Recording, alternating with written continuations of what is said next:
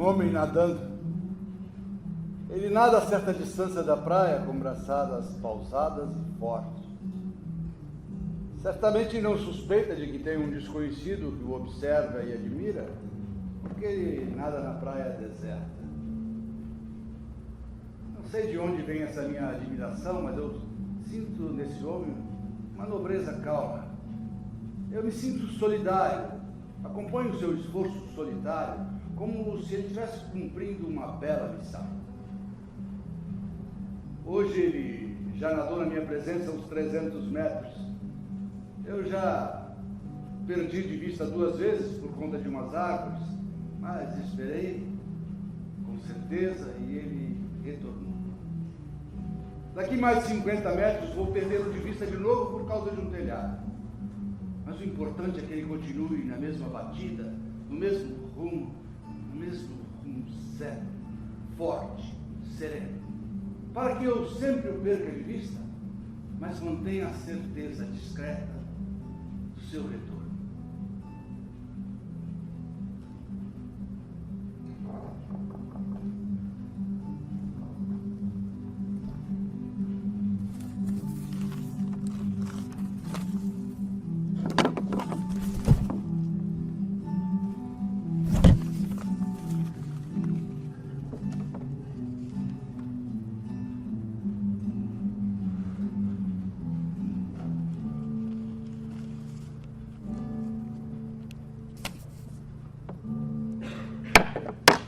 Ultimamente tem se passado muitos anos, e a verdade é que a gente nunca encontra tempo para fazer o que se quer. Esse ano que se encerra, Saddam Hussein invadiu o Kuwait, a Alemanha voltou a ser uma só, a era Thatcher chegou ao fim e eu completei 77 anos. O que, além de desagradável, é também muito grave. E uma injustiça, com certeza, sem dúvida. Logo eu, que tinha vocação para ser rapaz. Mas o fato é que a gente não envelhece por igual. Como uma fruta. Um lado está de vez, o outro já está maduro. Um lado está verde, o outro está bichado.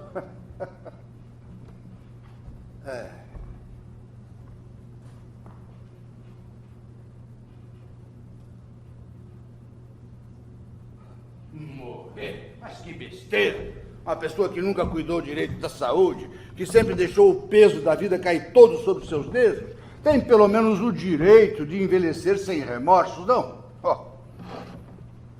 Mas, agora, falando sério,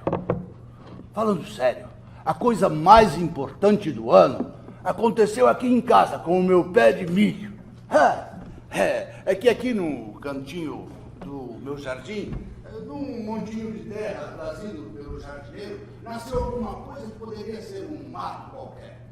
Mas eu descobri que era um pé de milho. Ele ficou meio amarelado, eu achei que fosse morrer, mas ele resistiu. Quando ele estava com um palmo, mais ou menos, veio um amigo e me disse: "Não está vendo que isso é capim, Rubem?" Quando estava com 2 palmos, veio outro amigo e me disse: "Isso é cana." Mas eu tinha razão. Ele cresceu e é um esplêndido pé de milho. Anteontem aconteceu o inevitável, mas que para mim tem um sabor de coisa nova. Meu pé de milho deu flor. Eu sei que existem muitas flores pelo mundo, e certamente a flor do milho não será a mais bela. Mas essa haste triste, beijada pela brisa do mar, veio trazer uma importância a esse meu canteirinho vulgar que me dá alegria. É alguma coisa de novo, de vivo, dentro da minha casa. Por que eu acho a flor do meu pé de milho a coisa mais importante do ano? A culpa é de Cachoeiro. É verdade, é porque até eu tentei lutar contra isso. Eu andei o Brasil todo, eu andei o mundo todo, mas essas lembranças da minha infância de Cachoeiro se impregnaram em mim de tal forma.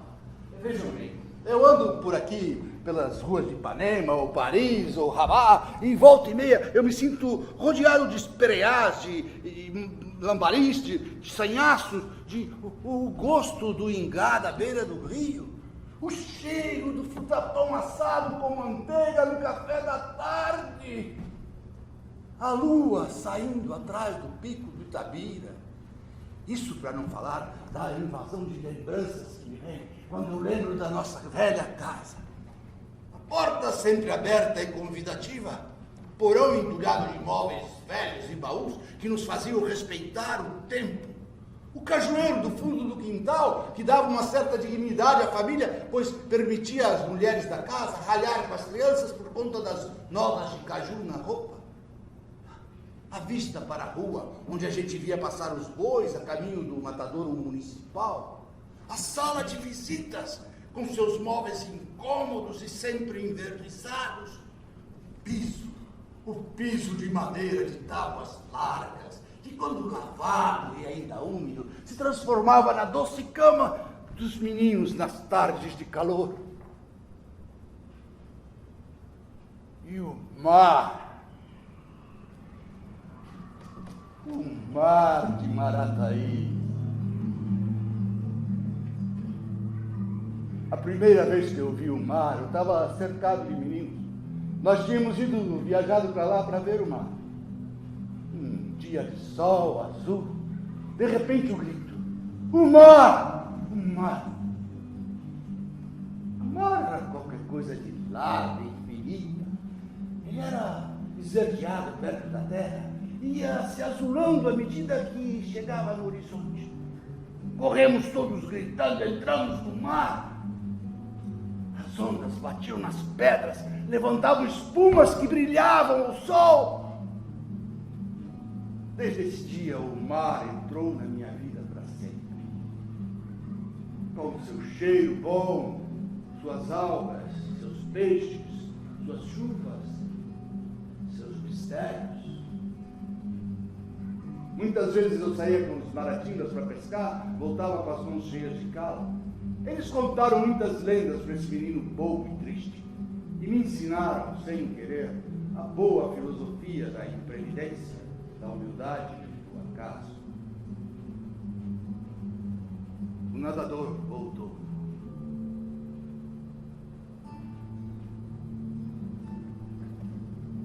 Uma vez quase eu morri afogado, mas eu não gritei, não fiz gesto de socorro, não. Eu lutei sozinho e cresci dentro de mim. Este homem esqueceu o grande mar. Muita coisa do que aprendeu contigo, esse homem pode ser um mau filho, mas é teu filho. É um dos teus.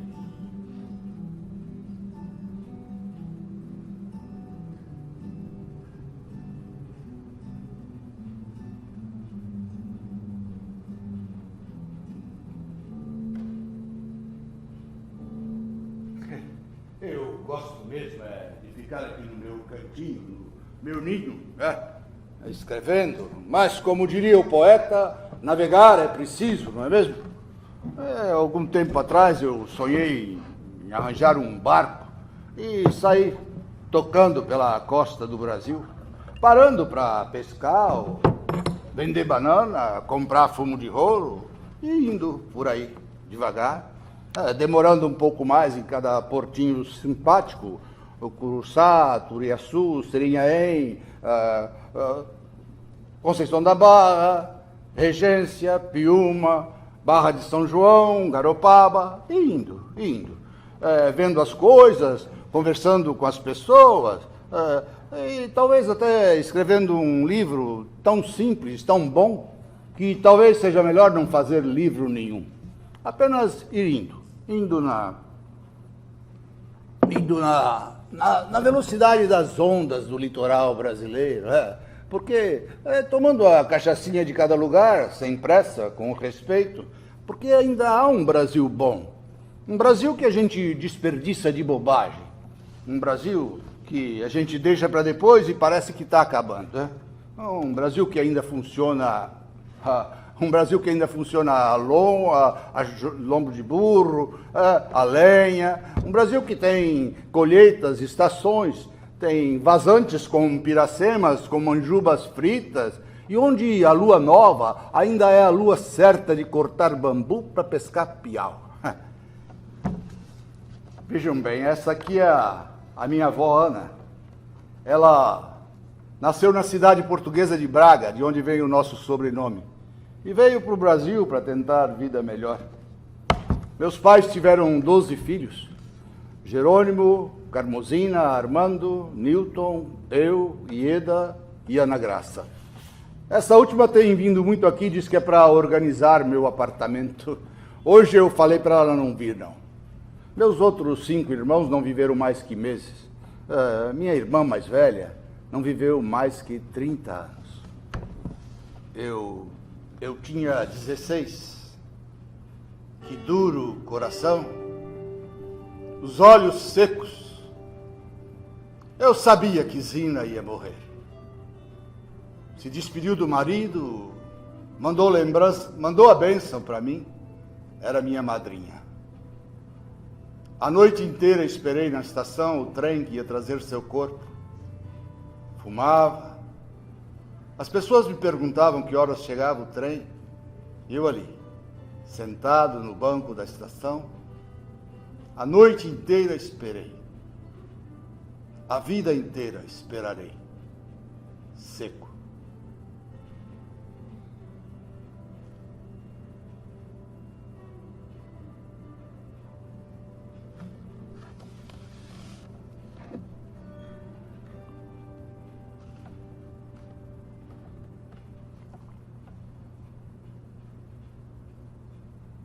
As pessoas verdadeiramente sóbrias não enxergam muito bem. Elas veem apenas o que está ali diante delas no momento presente. O bêbado não. O bêbado vê o que há e o que deveria ter havido antigamente e além. O que nascerá na madrugada que ainda dorme. No limbo das trevas, na luz da eternidade. Debaixo da cama de Deus. Nada como um bom para-choque para despertar no homem um filósofo adormecido, não é? Eu vou explicar para vocês. Não é conversa de bêbado, não. É que quando fui embaixador no Marrocos, eu tive o direito de trazer um carro para o Brasil. Eu trouxe um Mercedes-Benz. Como eu sempre fui um péssimo motorista, eu vendi o carro. E resolvi aplicar o dinheiro todo em uísque. Meus amigos canalhas, quando chegavam aqui em casa, perguntavam: o que é que nós vamos beber hoje, o volante ou os faróis? Aquele carro nos proporcionou ótimas viagens.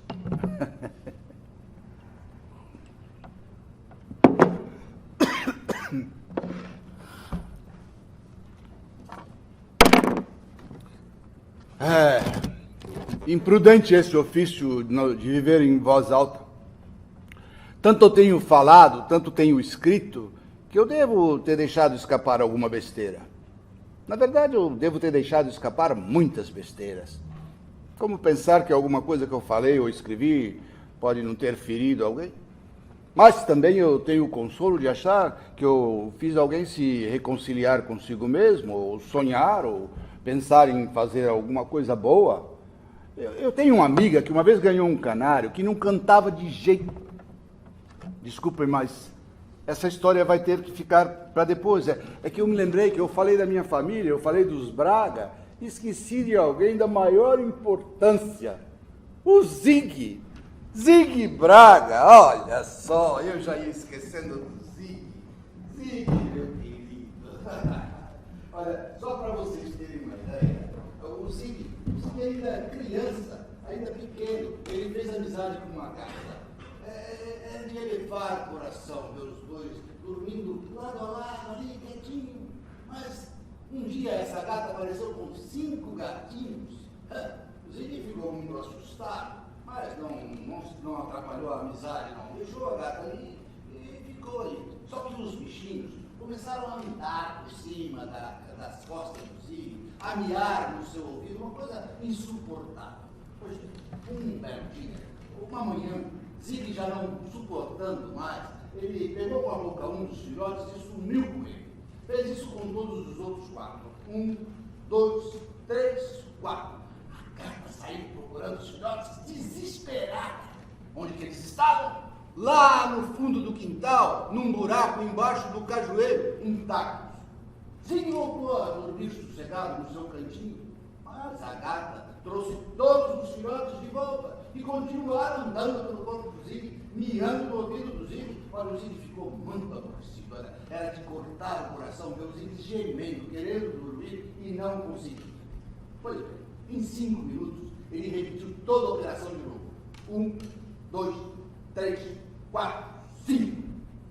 Mas as mulheres são teimosas.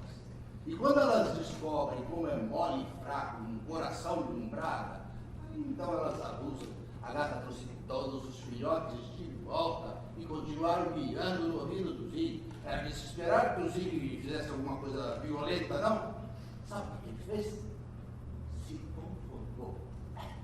Se conformou. Apesar de sua amizade com a gata ter sofrido drasticamente. Bem, feita a justiça à memória do nosso bondoso Zig, vamos para a história da nossa amiga.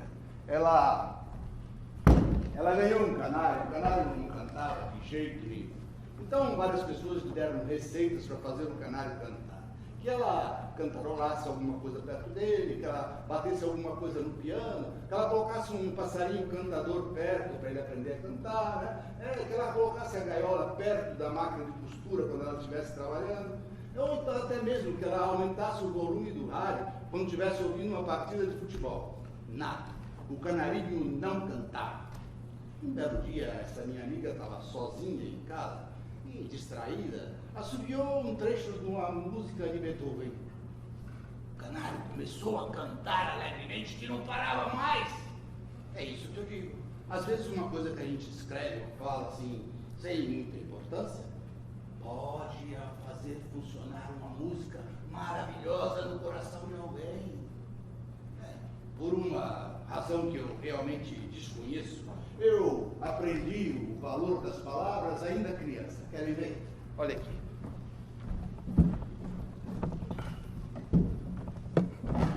Deve estar aqui. Achei. Bom.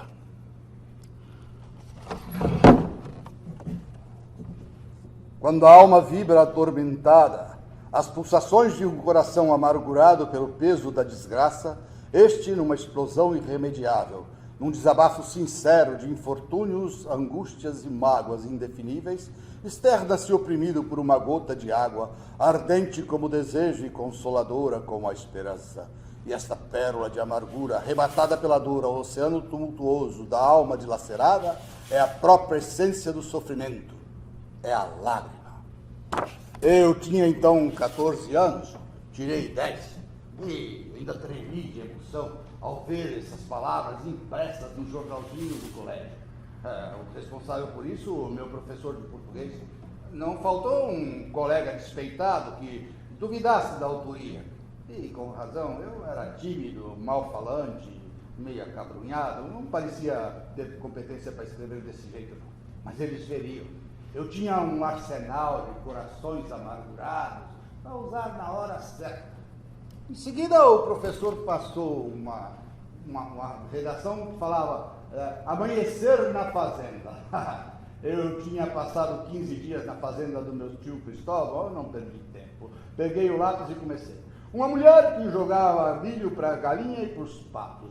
Um menino que tirava leite da vaca. Um burro zurrando. Depois eu repeti esse burro zurrando com um advérbio de modo. Ficou assim, um burro zurrando escandalosamente. Eu tinha certeza que isso ia pegar de novo o coração do professor. Foi minha desgraça. Ele disse, desta vez o senhor Braga me decepcionou, não merece uma nota maior que 5. E para mostrar como era ruim essa minha dissertação, leu esse finalzinho para mim, na frente de todos os colegas. Um burro zurrando escandalosamente, seu Braga. Foi a gargalhada geral. Desde então, vive assim, esse senhor Rubem Braga. Eu vou batendo ali na minha velha máquina, aqui nos teclados dela, e ali vão saindo umas besteirinhas. Eu confesso que eu gostaria de escrever um conto, ou até mesmo um romance. Mas eu devo confessar também que na minha longínqua mocidade, eu gastei muitas noites nas mesas de pôquer que, se tivessem sido usadas na leitura de bons autores, talvez me tivesse provido nessa amarga e fria velhice de um conjunto de conhecimentos que eu realmente não tenho. E, para dizer a verdade, não me fazem falta nenhuma. Eu queria mesmo era trocar tudo que eu escrevi por apenas uma história. Uma história só. Mas que seria uma história muito engraçada, mas tão engraçada, que uma moça que estivesse doente, ao lê-la, começasse a rir, e risse muito, e ela chorava de rir. E que ela mostrasse a minha história para 2 ou 3 amigas que também ririam muito, e ela ficaria espantada de ver as amigas tão alegres. Eu queria que a minha história fosse como um raio de sol, decididamente quente e viva, e que um casal que estivesse mal-humorado também fosse atingido pela minha história, e que um, vendo o riso do outro, se lembrasse dos tempos bons de namoro, e que os dois descobrissem a alegria de estarem juntos. Que um delegado, depois de ler minha história, que nas cadeias, nos hospitais, minha história chegasse de uma maneira tão boa, tão colorida, que as pessoas lavassem sua alma com lágrimas de alegria. E que o delegado, depois de ler minha história, mandasse soltar todos os bêbados que havia prendido na noite anterior e falasse: ora, senhores, por favor, tomem juízo, eu não gosto de prender ninguém. E assim, todos tratassem melhor seus empregados, seus dependentes, seus semelhantes, numa homenagem à minha história. E que um pobre velho dissesse: eu nunca vi uma história tão boa e tão engraçada em toda a minha vida. Valeu a pena viver até hoje só para ouvi-la. Vale a pena viver, nem que seja para escrever uma única e bela história.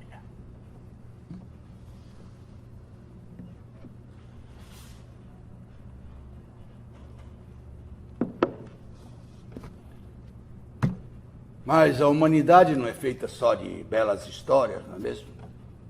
Durante a Segunda Guerra Mundial, eu vi a fome das meninas na Itália, que mendigavam na porta dos acampamentos, a humilhação de moças que, diante dos soldados, perdiam qualquer dignidade por um naco de chocolate.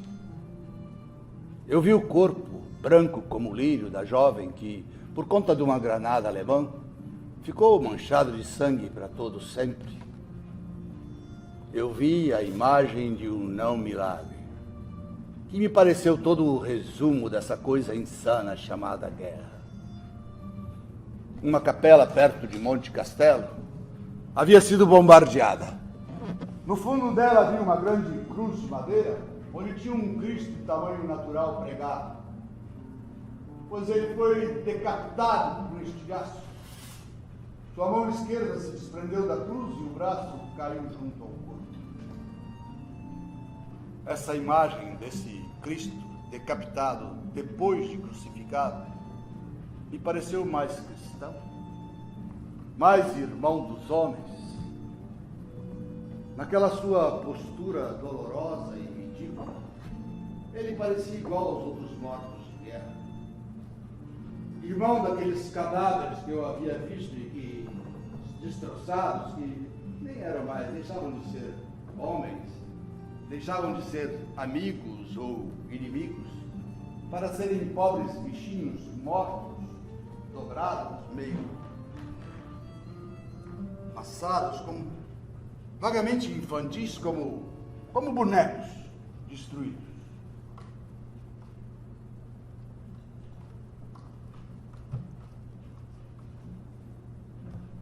Eu penso nos homens que fizeram essa guerra e naqueles que permitiram que ela acontecesse. Enquanto um homem for dono desse campo e mais daquele, e outro homem não tiver seu um palmo de cair morto, haverá guerra. Muitos hoje em dia falam na preocupação de defender as famílias brasileiras dessa ou daquela influência, mas não percebem o fato doloroso e cruel de que cada dia mais famílias se desagregam, se entregam, se desmoralizam por apenas um fator: a miséria. O problema da pobreza é o problema de toda uma sociedade que não cuida da sua base. Uma sociedade que despreza a massa que trabalha para que ela exista e funcione. As pessoas que se assustam com isso não percebem que o povo já não aceita mais essa história de boas intenções. Quem não quiser ver, não se assuste depois, quando essa cruel realidade lhe entrar pelos olhos de uma maneira brutal.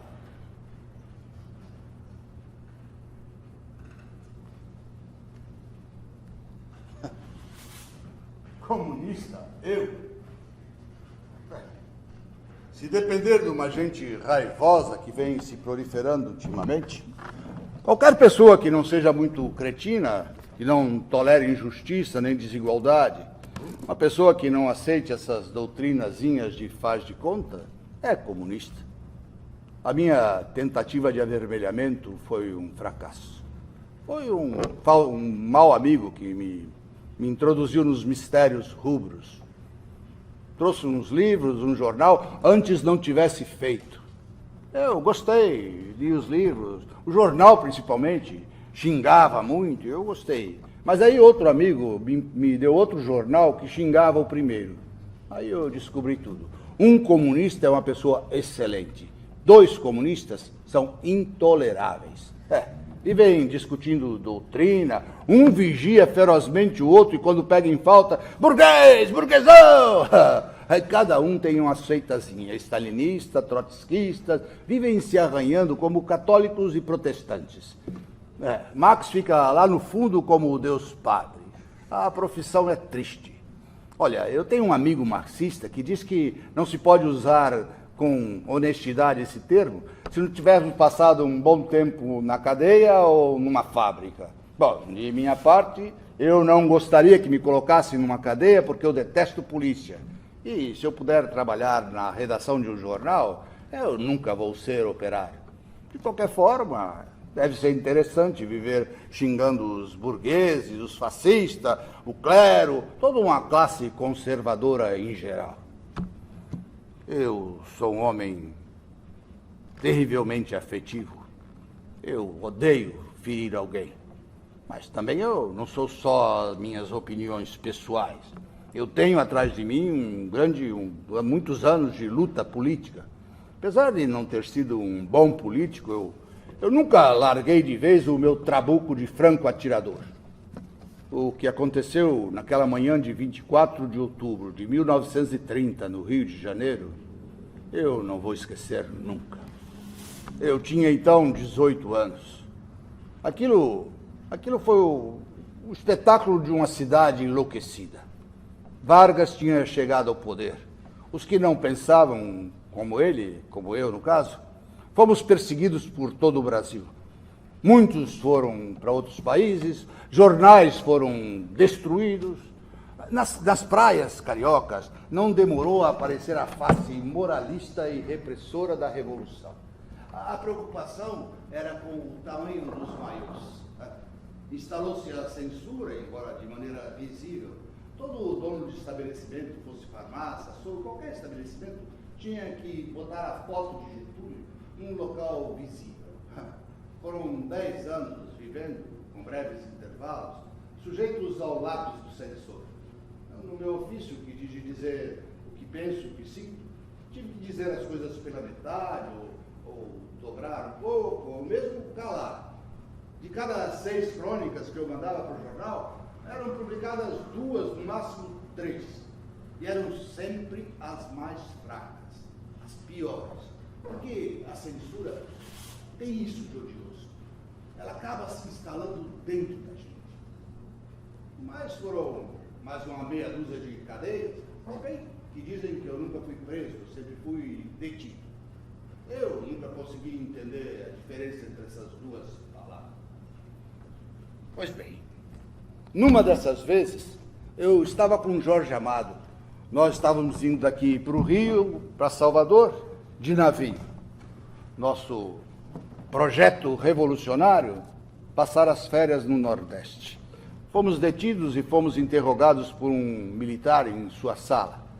Para azar dele, e talvez para nossa sorte, a rádio estava transmitindo a semifinal da Copa de 38. O Brasil ainda não tinha, estava ainda correndo atrás do seu primeiro título.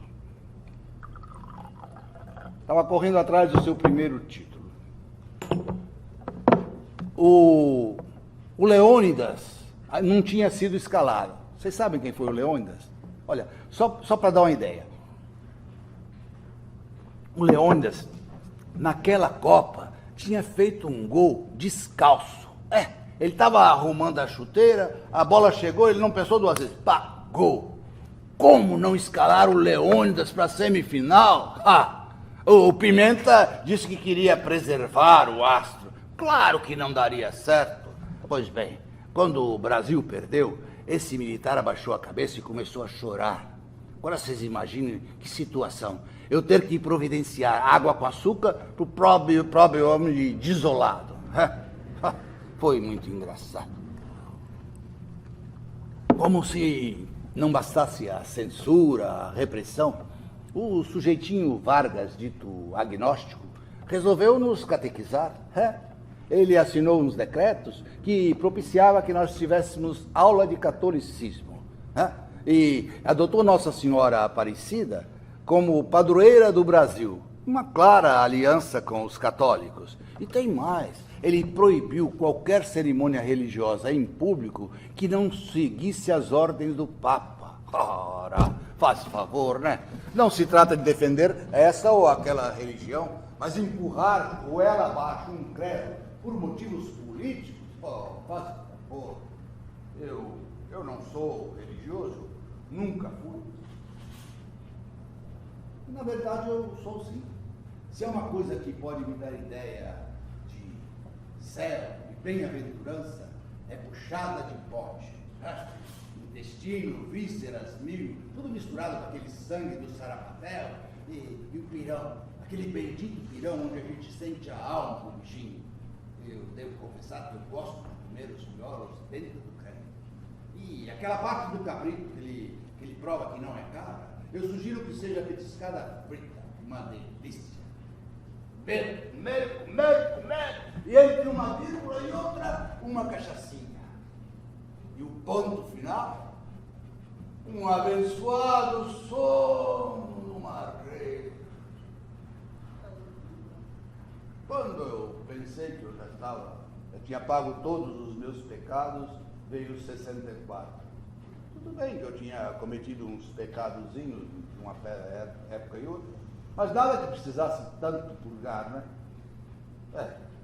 Ainda bem que o Zig não viveu essa época. Porque, sabe aquele bondoso Zig que soube suportar uma gata divorciada com seus 5 filhotes zoando no seu ouvido? Ele virava uma fera quando via um homem fardado. Eu não sei, meu pai era coronel, ele era chamado de coronel, não era? Eu, às vezes, alguém me chama de capitão, eu estou longe disso. Isso só para provar que a nossa relação com o militarismo não é assim tão avessa.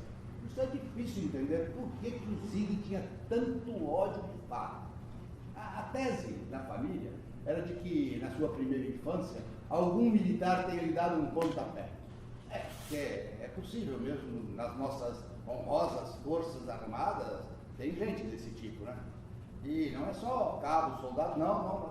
Altas patentes que às vezes não respeitam a lei e são capazes de atitudes deploráveis. Mas veja bem, isso é apenas uma história de reminiscências canino-familiares. Por favor, não entendam como política, né? E além do mais, está ouvindo, Zico? Os tempos são outros, os anos de chumbo ficaram para trás, agora nós temos liberdade. Zico, você poderia viver aqui embaixo muito bem, não tem mais tanta gente fardada nas ruas, não. Olha, nós temos um novo presidente, é um homem jovem, forte, viril, diz que tem aquilo roxo, Zico. Eu também acho que não seja uma fala para um presidente, mas fazer o que é melhor ouvir besteira do que ser censurado, não é mesmo? E além do mais, ele é um caçador de marajás. Daqui para frente esse país não vai ter mais mordomia. Só que eu acho que ele achou que eu era um marajá e pegou minha poupança e eu estou vivendo mais duro do que de costume. Quer saber de uma coisa, Zig? É melhor você não vir agora não. Espera mais um pouco. Espera mais um pouco.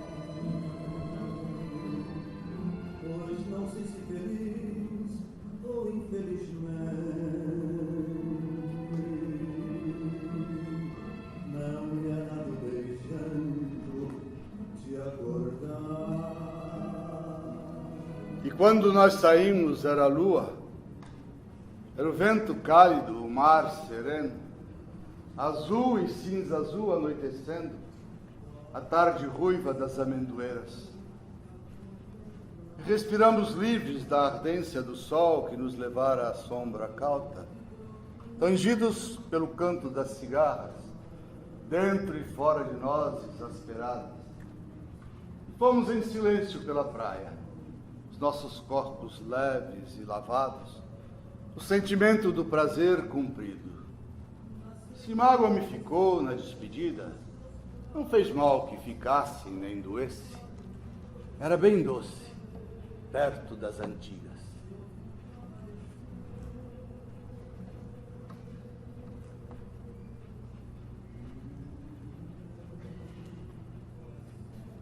A dor do amor tem, de repente, uma doçura, um instante de sonho. E mesmo a gente sabendo que não se tem esperança alguma, a gente continua sonhando. Ah, dona, minha maricota, se você soubesse como esses faróis azul turquesa continuam irradiando luz nesse meu opaco coração.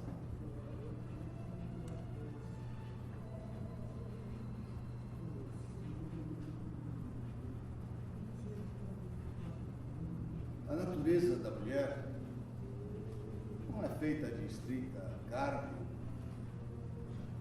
olhos, líquidos, cabelos, vestidos, roupa, santo Deus, braços. Existe também a substância das algas, das brisas, das nuvens, das estrelas. É inacreditável como a mulher se parece com uma flor. Fixamos a flor. Sabemos o que é, de onde vem, que morrerá. Mas a botânica não consegue explicar o frescor desse milagre. E nem tampouco por que nos emociona. É alguma coisa que brota do fundo da terra, com a palavra candor. Livro de poesias? Fiz diversos. Apenas um. O nome era Diversos. Livro de versos. Felizmente as crônicas não deixaram espaço para que eu contaminasse a poesia brasileira com os meus sentimentais versos.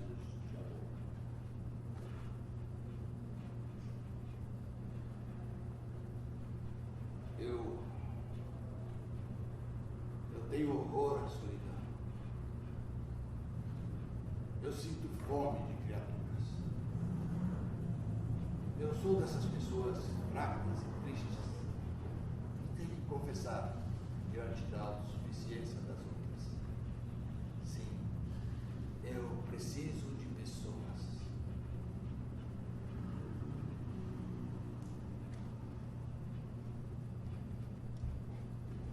casar mesmo foi apenas uma vez. Zora, a mãe do meu único filho, uma adolescente de 16 anos, linda, linda, apaixonada por xadrez. Ela fazia parte do núcleo comunista de Minas. Vestia macacão, sabia dirigir, mexia em motores e era a única mulher num grupo de estudantes que se reunia numa casa velha em Belo Horizonte para discutir como derrubar Getúlio, esmagar Plínio Salgado e acabar de vez com Hitler e Mussolini. Eu devo a ela muitas das minhas detenções. A polícia ia lá em casa buscá-la e acabava me levando junto. Com poucas semanas que nós tínhamos nos conhecido, já ficamos noivos, vivemos muitos anos felizes. Depois ela foi embora para a Bulgária.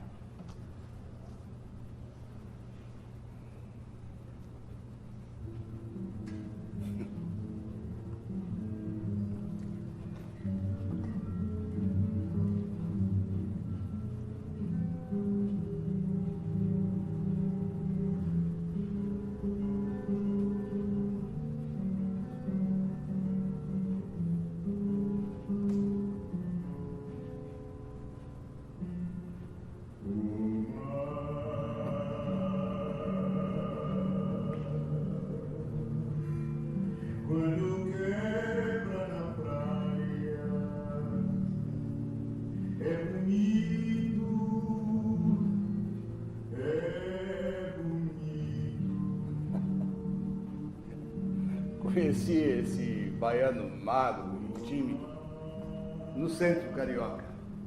Violão embaixo do braço, ele amava o mar e a vida dura dos pescadores. Sabia falar tudo sobre os ventos do litoral brasileiro, beleza feminina, a cultura do Nordeste, mas, sobretudo, era um paladino do ócio. Com ele eu aprendi que existem 3 velocidades na natureza: rápida, lenta e Dorival Caymmi. Ei, Milo, aqui. Sim, depois. Velho, besta.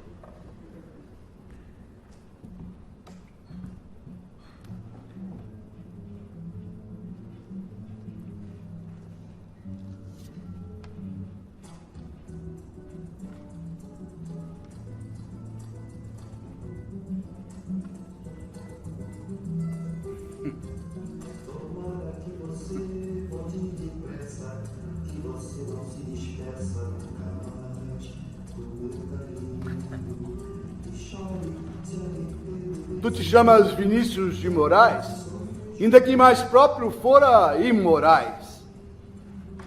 Quem te conhece chamará aves rara. Tem uns olhos de menino, doce, bonito, ladino, mas és um calhordaço fino. Só queres amor e ócio, Capadócio. Quando a viola ponteias, as damas cantando eleias e as prende em tuas teias. Tanto mal já fizeste, Cafajeste. Maior poeta do Brasil. Maior poeta do Brasil. Se bem que, de vez em quando, ele errava a mão. A melhor coisa do mundo é comer doce de jaca ao lado da mulher amada. Toma jeito, Vinícius. Deixa o doce de lado e come a mulher amada. Há 10 anos que eu perdi a sua companhia.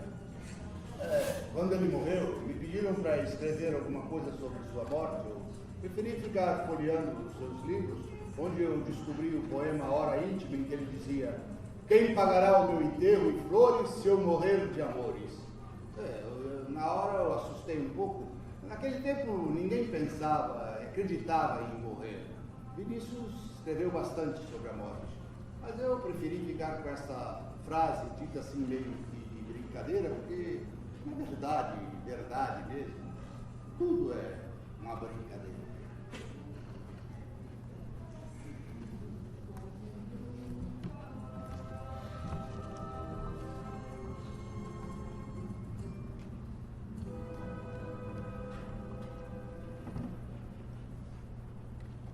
É bom ter amigos talentosos, viu? Uma vez, morando em São Paulo, um jornal me pediu uma colaboração, eu passei semanas atarefado, não conseguia escrever nada. No dia marcado, quando veio o menino do jornal, veio para buscar a crônica, eu tive uma iluminação. Eu tinha lido alguma coisa do Drummond, num jornal de Minas, botei papel na máquina e copiei inteiro. Dias depois eu recebi o dinheiro da colaboração com um pedido urgente de um outro texto e um bilhete emocionado do dono do jornal, dizendo que a primeira tinha sido espetacular. Com outros amigos eu dividi o mesmo teto. O Paulo Mendes teve o desprazer de me descobrir que eu era sonâmbulo e muitas vezes me pegou em pé, adormecido, matando saúvas imaginárias no chão do apartamento. O Jorge e a Zélia escolheram o nome do meu filho e durante alguns meses tomaram conta dele uma mistura de padrinhos e babás. O Graciliano chegou, ele estava recém saído da prisão, foi morar na mesma pensão que eu vivia. Lá nasceria Vidas Secas. Num espaço de tempo entre as baratas, as pulgas, a falta d'água, a fila de hóspedes nos banheiros. Naquele tempo ele se chamava Brasiliano, porque a dona da pensão achava que cobrando 600 mil réis por 4 pessoas entulhadas num cômodo, não tinha absolutamente obrigação de aprender o nome dos hóspedes direito. Naquele tempo, toda manhã, bem cedinho, o Graciliano abria seu armarinho de pinho no seu quarto, tirava de lá uma garrafinha de cachaça, tomava um gole em jejum e depois ia, caneta na mão, sentava numa mesa e, fumando um cigarro Selma, ia escrevendo num papel vagabundo as aventuras da cachorra baleia. Ele queria fazer um romance, mas a conta da pensão não podia esperar. Então, cada capítulo foi vendido para o jornal como um conto. Brasiliano. A gente ganhava pouco, mas se divertia. No mais, eu tenho também os meus amiguinhos aqui, os amiguinhos que me seguem a vida toda. Eu, às vezes, jogo miolo de pão para os paranários. Não gosto muito de bacalhau, mas também não gosto de miolo de pão.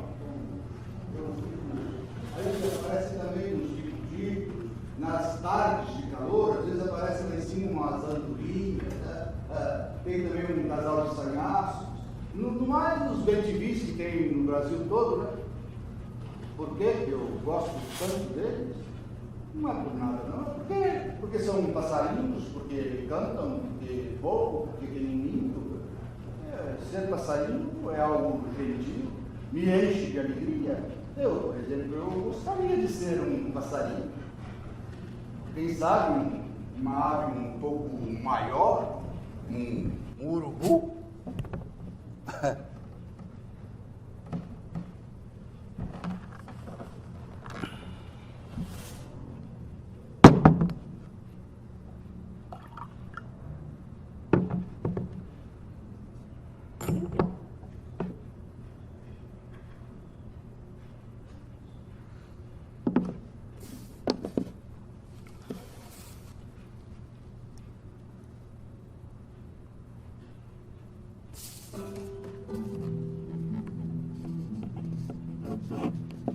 Meu filho, providencie para que as cinzas sejam lançadas no rio Itapimirim de uma maneira discreta, sem cortejo, sem cerimônias. Evite convidar os amigos para não correr o risco de esquecer algum. O local do rio onde devem ser lançadas as cinzas. Converse com sua tia, Ana Graça. Ela lhe dará as instruções.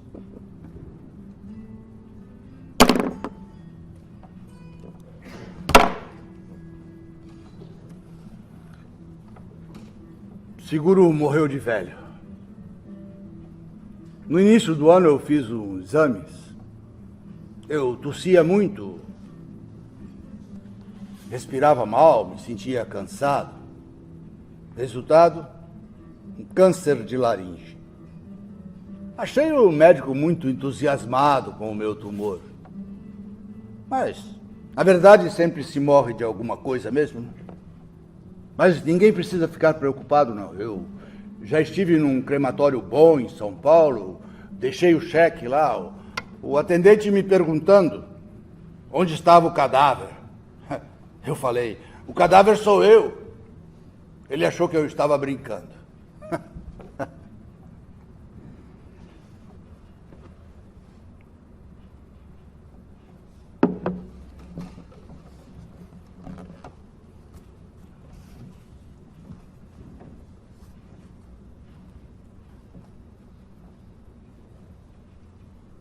Ainda há pouco eu falei que eu gostaria de trocar tudo que eu escrevi por apenas uma história engraçada. Talvez fosse o caso de eu escrever a crônica da minha vida com minhas memórias para as próximas gerações. Se bem que não seria engraçado. Na verdade, não seria nada engraçado. Talvez, com um pouquinho de ironia, provocasse um sorriso amarelo. Mas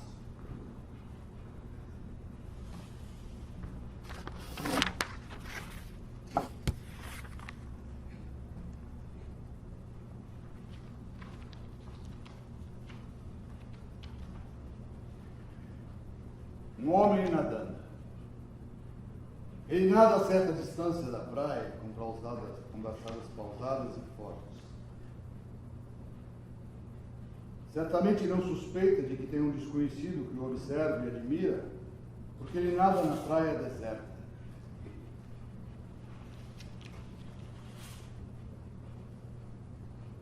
Memória é um gênero muito falso. Ninguém escreve tudo. Quem escreve suas memórias, escreve colocando alguma coisa, tirando outras, porque se falar a verdade mesmo, vai ficar num lugar ridículo, ou então vai colocar a família e os amigos num lugar estranho. Quem quiser saber quem foi esse senhor Rubem Braga, que leia as suas crônicas. Lá estão as minhas memórias do varejo.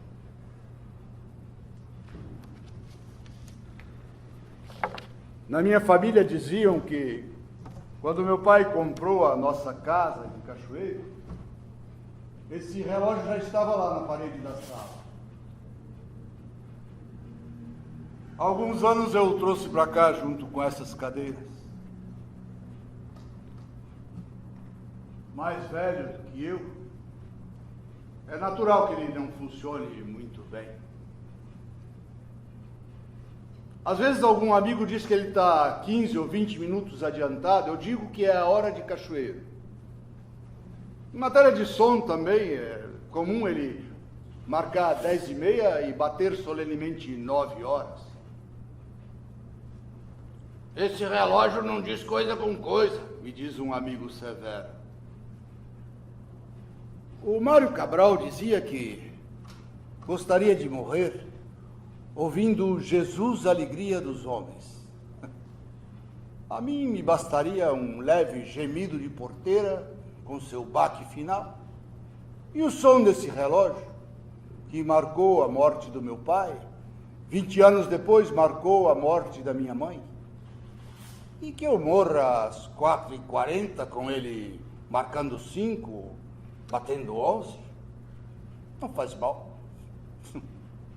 Talvez até me caia bem.